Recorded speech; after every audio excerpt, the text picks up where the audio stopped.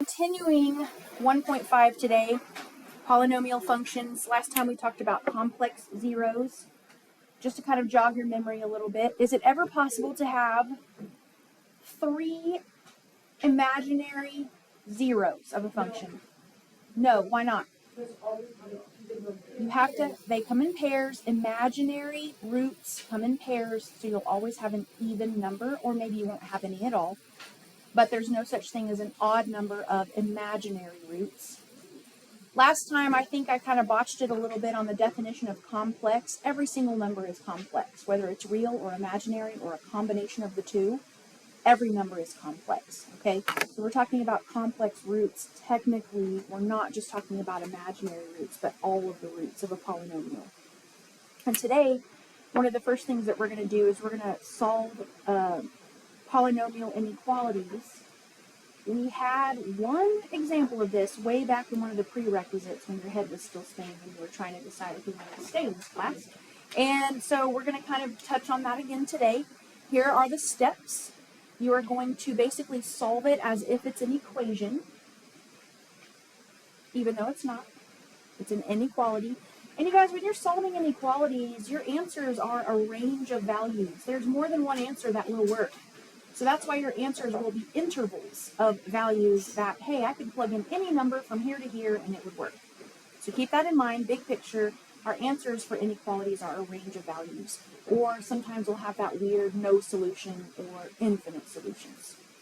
You're going to create a sign chart, which if you aren't really familiar with what that is, I'll show you today. And you're going to test values in each of the intervals in your sign chart to see if the values in that interval are positive or negative.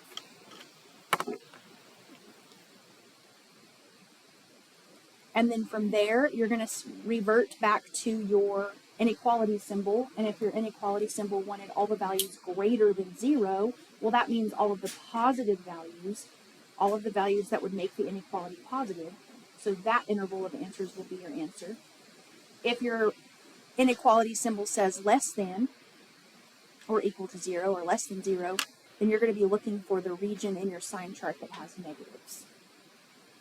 Okay, just be sure to write your answer in interval notation and really, really think about whether to include the endpoints or not.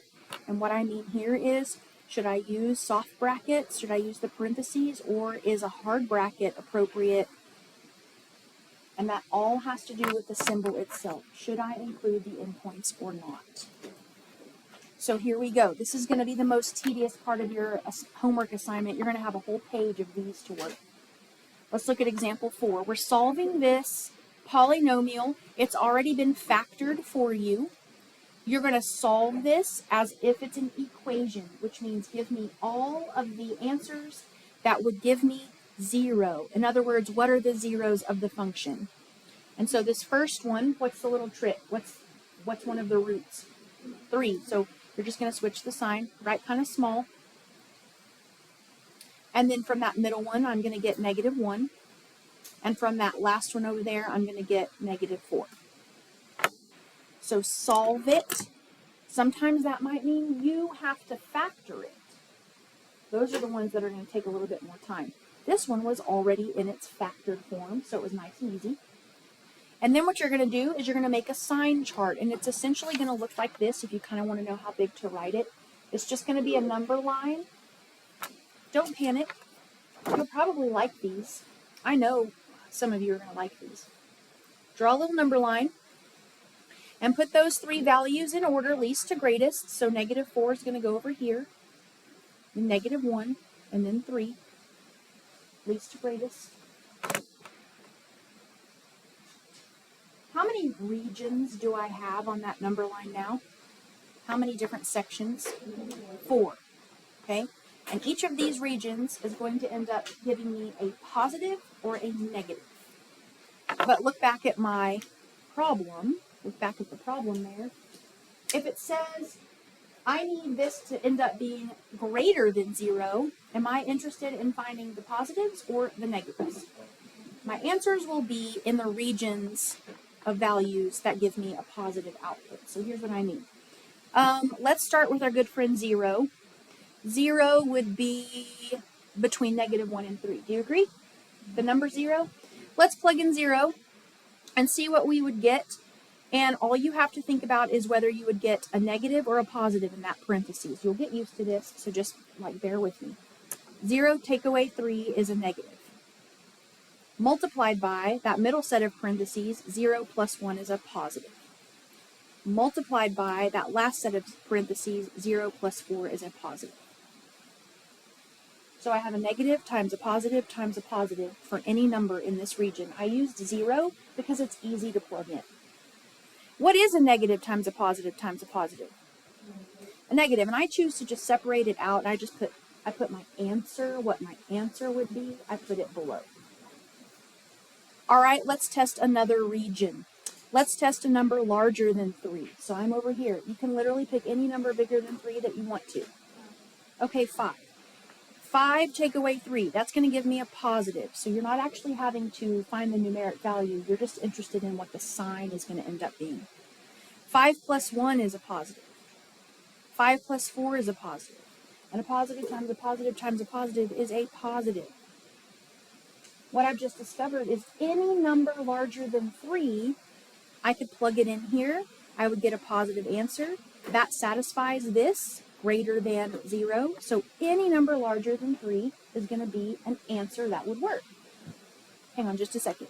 Now let's test this region. What number between -1 and -4 do you want to use? It doesn't matter. -2. Okay, yeah, I like to keep things really simple. Well, a -2 take away 3 is going to be negative. Times -2 plus 1 is still going to be negative. Times a -2 times 4, or plus 4 is going to be a positive. So I've got a negative times a negative times a positive. What's that going to be? Positive. Hey, that's what I'm looking for. So now I've just discovered there's another region of answers that would work. Anything between -4 and -1 will also work. I could plug in any number between -1 and -4 to this inequality, and my answer would end up being greater than 0. All right, last region down here, because I do not want you to think this is always going to be positive, negative, positive, negative. Most of the time it will, but you will see an example in just a second, this example 5, where it's not going to just alternate between positives and negatives. So don't make any assumptions at all. All right, what's a number smaller than -4 that you want to use? -5 sounds great. -5 take away 3 is a negative. -5 plus 1 is a negative. -5 plus 4 is a negative. Negative times negative times negative, that's going to be a positive times a negative, which is a negative. Your answer is right here in front of you. You just have to put your answer in interval notation. Look back at your symbol here. Do not include the endpoints because it says I want a value greater than 0, not a value equal to 0. So right here is where I'm looking. And I'm going to say, I'm going to use soft brackets. Anything between -4 and -1 is in my answer, but I'm not going to include -4 and -1 because if I plug those values in, I would get equal to 0. And I'm going to use the union symbol or the word and because there's another set or interval of values that will work, and that's anything larger than 3. How are we going to write that? 3 to infinity. Yep. Just try really hard. I know it's awkward to draw the infinity symbol. Try really hard to make sure it doesn't look like an 8. Just try, make sure it doesn't look like an 8 to an AP grade. And that's your answer. That's it. All right, let's move over to example 5. Addison, did you have a question? Okay. Example 5, it is already factored for you. In other words, I'm looking at this and there's not really anything else I can do to factor it. There's no GCF, there's no like a trinomial that I need to factor or anything. So this one's good to go. And then I'm just going to figure out what my zeros are first and foremost. This one's going to be -2 and this one's going to be +5. So this number line, this sign chart that we're about to make really only has to have 2 numbers on it, -2 and 5. Always put them in order least to greatest. Build the number line.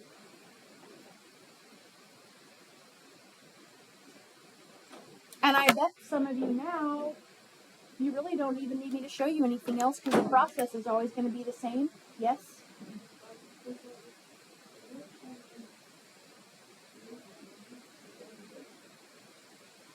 Because this factor just shows up twice. In other words, if I were to expand this, it would just be x plus 2 times x plus 2. Those would both give me the same root. It matters as far as what I'm about to show you, but as far as just coming up with unique zeros, there's no need to list that again. Yeah. The squared is really important though, because is it ever possible to square anything and get something negative? No. It's not possible. That's going to help you move quickly through this. So let's start with our good friend 0, which would be right here between -2 and 5. This is always going to be positive. Anytime you have a factor that has a squared on it, it's positive. So you can kind of zoom through here and know that that first one is always going to be positive. Check this out. I'm going to go ahead and set myself up for that. Positive times, positive times, positive times. All right, if I plug in 0 over here, 0 take away 5 is negative. Positive times a negative is negative, so that middle region is negative.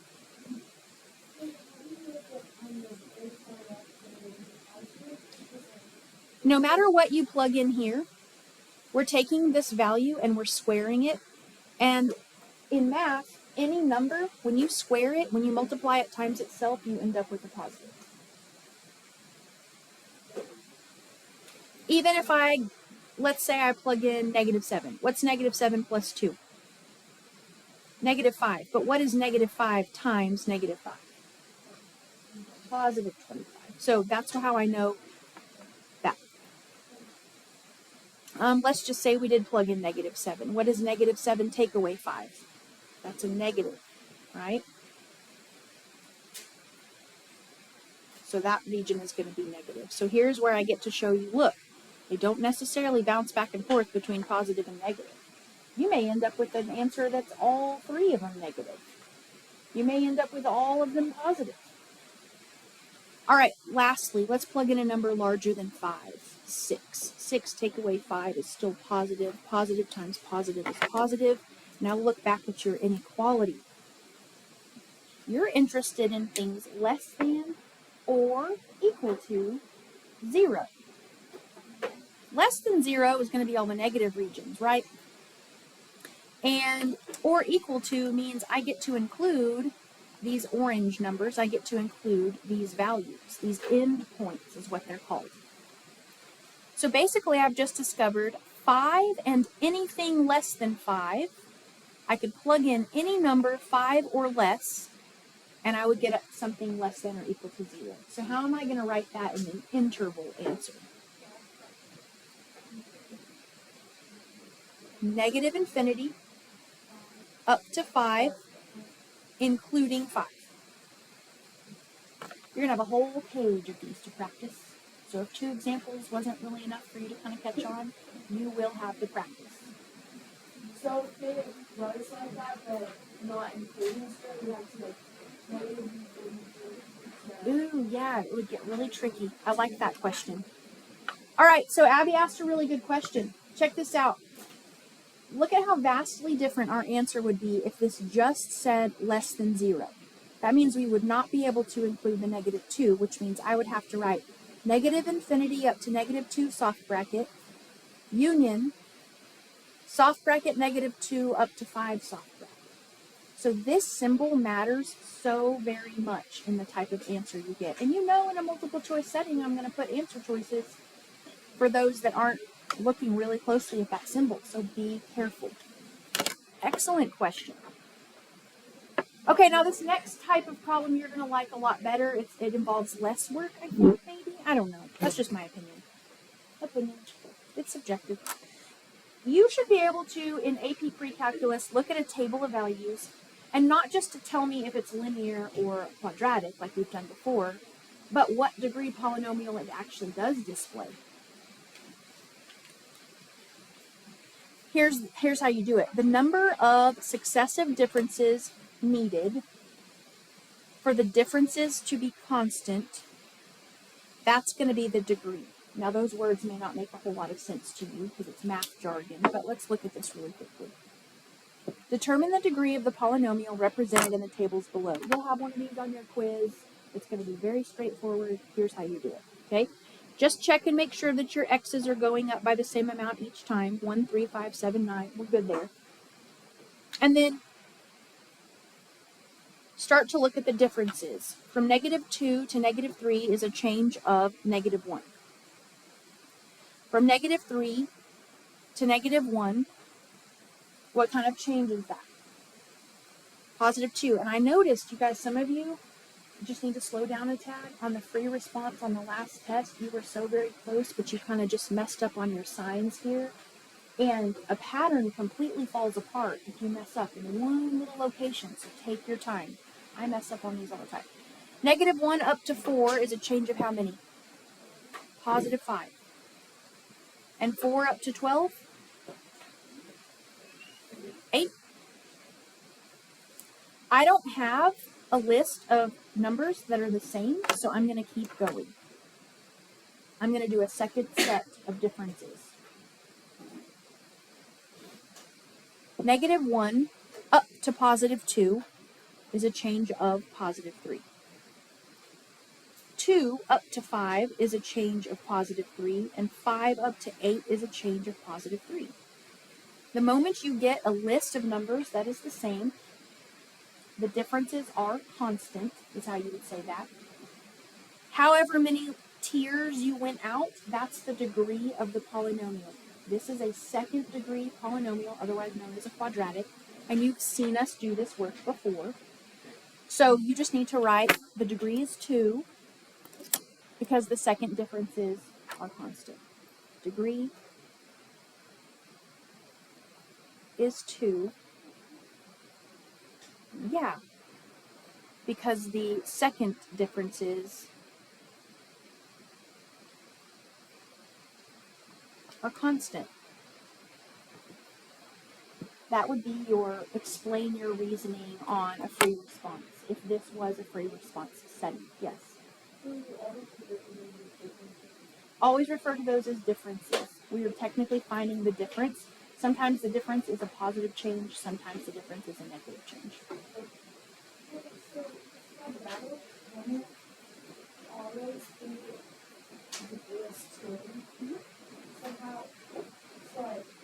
Is there something beyond that? Like a third degree, a fourth degree, a fifth degree. Those are just called higher degree polynomials. Like x to the third has a special name, it's a cubic, and I think x to the fourth is quartic, but you don't have to know any of that. Just higher degree polynomials. So look at B. Here's a table. Check your x's really quickly. 0, 3, 6, 9, 12. Okay, those are, what do we call those? What's the big one? Consecutive intervals of equal length. Okay, so that's fine. We're not really even needing to check for that right now. But what I want to do is figure out how many sets of differences I need to go out to find this constant change. -2 down to or up to 0 is a change of 2. 0 to 10 is a change of 10. 10 to 27 is a change of 17. And 27 up to 50, 47 is a change of 23. I don't see a pattern, so we're going to keep going. 2 up to 10 is a change of 8. 10 to 17 is a change of 7. And 17 to 23 is a change of 6. Those are still not constant. This is not a second degree polynomial. Let's go out to the third tier, third set of differences. What kind of change is 8 to 7? -1. What about 7 to 6? -1. Bingo. Once all of those numbers are the same, once your differences are constant, however many tiers you've gone out, it's that degree polynomial. This is a third degree polynomial. Third degree polynomial. Why? Well, because the third set of differences is constant. Or the third differences are constant, either way. You just have a couple of those in the notes because that process is always going to be the same. There's not a special exception. You're going to just do it the same way every time. And it's just building on a concept we've already touched on before. So on our assignment, do we need to write the one, or do we just write the three? If it tells you explain your reasoning, go ahead and just jot all of that down. If it just says find the degree, you're more than welcome to just put like third degree, second degree, fifth degree, fourth degree. All right, turn your page over. We're going to talk about even versus odd functions.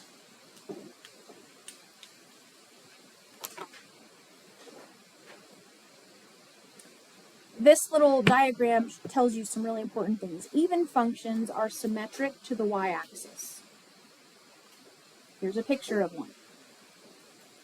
This is what I need to explain to you right here. Okay, I'm going to tell you in the English language what that says, and it's very important that you write this down because this helps a lot. Kind of like when for a lot of you, the light bulb finally came on with the concavity and the rate of change increasing is always concave up. Write this down. What this is saying is that opposite inputs give you the same outputs. Opposite inputs.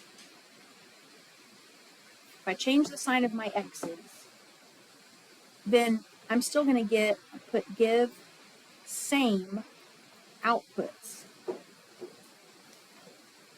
Let me show you what I mean on the graph.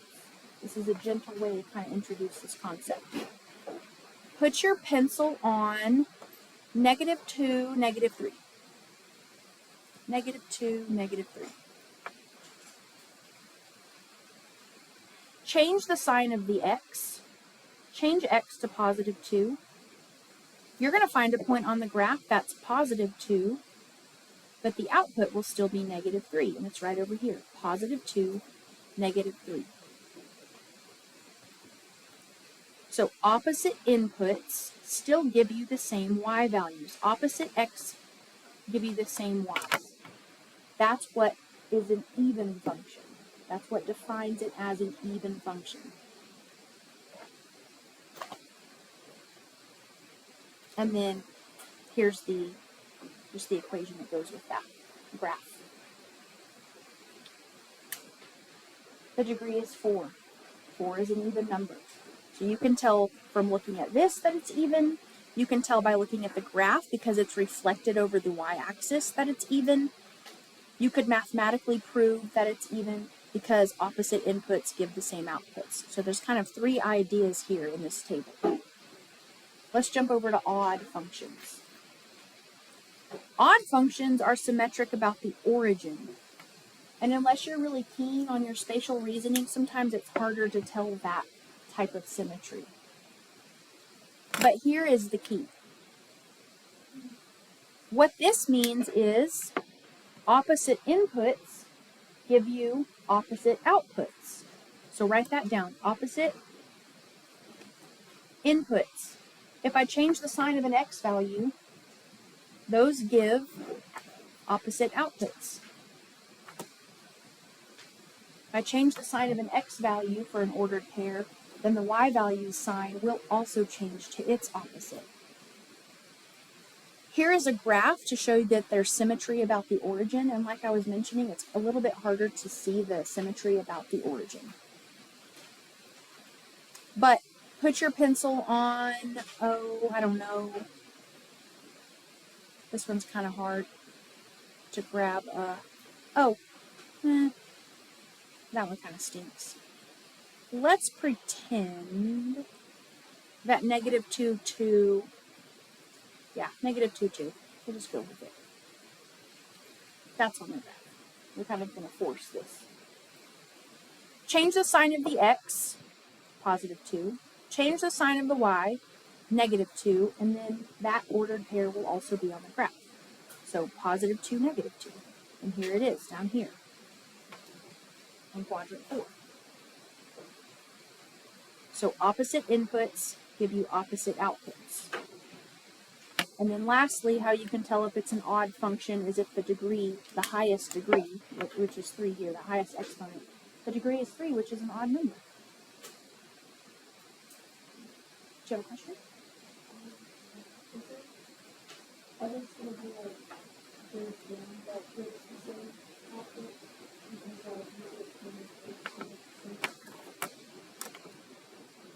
Well, that's kind of why I avoided that one. Okay, so this is a really good point. I love this class. You guys are so smart.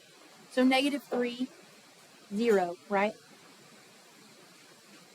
And what Jaylee noticed is, well, then if I switch the sign to +3, I still get 0. The reason that happens is because 0 is not a number that is defined as positive or negative. So there's really no opposite of 0. So in that case, we just change this. Yeah. Yeah, because you can't really change the sign of 0. Okay. All right, let's look at example 7. What'd you say?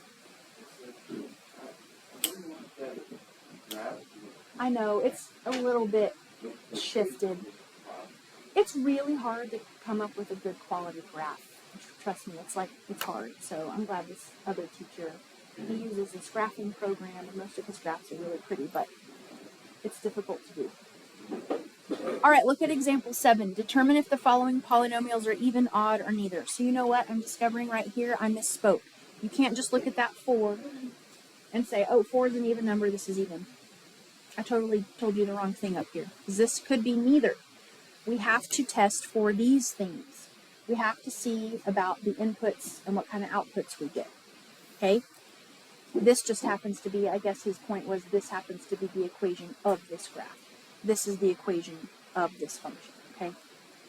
So on example 7, what we're going to do is let's plug in a number, and we can't plug in 0 because again 0 is not going to have an opposite. So let's plug in something that is easy. Okay, so let's plug in 1. 2 times 1 to the 4th minus 1 squared plus 5. And you can show as much or little work as you're comfortable with. Because I'm the teacher and these are notes, I'm going to go ahead and show that that is 2 minus 1 plus 5. Work left to right. 2 minus 1 is 1, plus 5 is 6.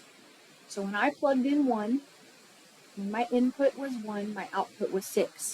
Now let's see what happens when I plug in the opposite input, h of -1. So you just have to test out an input and its opposite. That's going to give me 2 times 1, which is 2. Right here, I'm going to do -1 times itself, which is 1, but the outside negative is going to change it to -1, and then plus 5. Well, that's the same thing I got before. 2 minus 1 plus 5 is 6. So here's what I just discovered. Opposite inputs give me the same output. Now look back at the top of your page. Is that an even or odd function? It's even because h of -1 gave me the same thing as h of 1. Those are equal. This is an even function.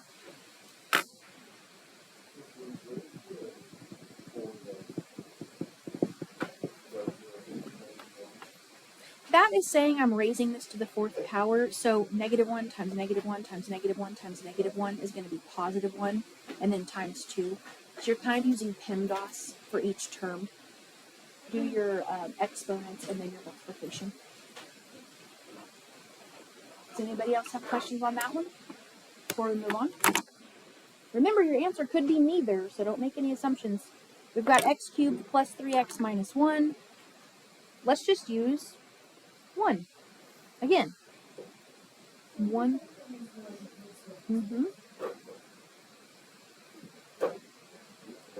1 times 1 times 1 plus 3 times 1 minus 1. 1 plus 3, 4. Take away 1, 3.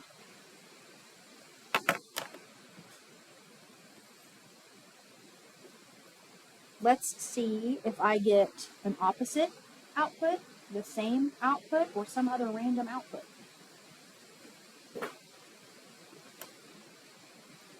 Here's where I worry about a few of you going too fast. Negative 1 cubed is not 1. What is it? It's negative 1. Because it's negative times a negative times a negative. Negative 1. Minus 3 minus 1. So negative 1 take away 3 is negative 4. Take away another one is negative 5. Kind of scary when you don't have a calculator to check yourself for these things. But look, that's not negative 3. It's not 3. It's some other random number. So if your options are even, odd, or neither, what are you going to put? Neither.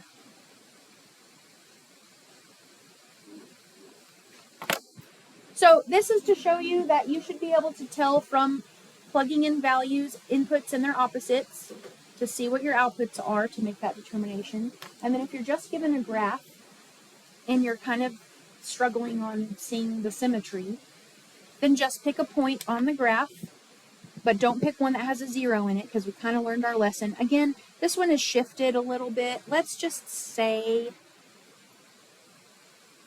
that the person that created this graph probably wanted that vertex, that maximum there, to be negative 1, 3. I'm pretty sure that's where it's supposed to be. Negative 1, 3. If I change that input to positive 1,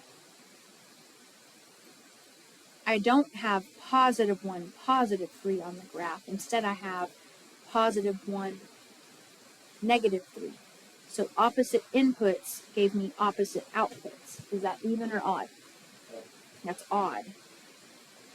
So pick a couple of ordered pairs and use what you know about inputs and outputs. Here you might be thinking, well, this is a quadratic. It's got to be even. It's symmetric with respect to, well, it has an axis of symmetry. But I want you to put your pencil on negative 1, 1.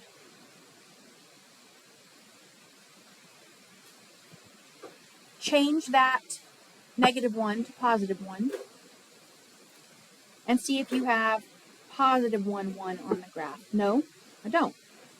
What about positive 1, negative 1? Nope, that's also not on the graph. So opposite inputs didn't give me the same output or opposite output, so this is neither. This is a quadratic that has been translated to the right and down, and it ends up that those changes make it not even or odd. So you'll have a couple of those on your homework as well.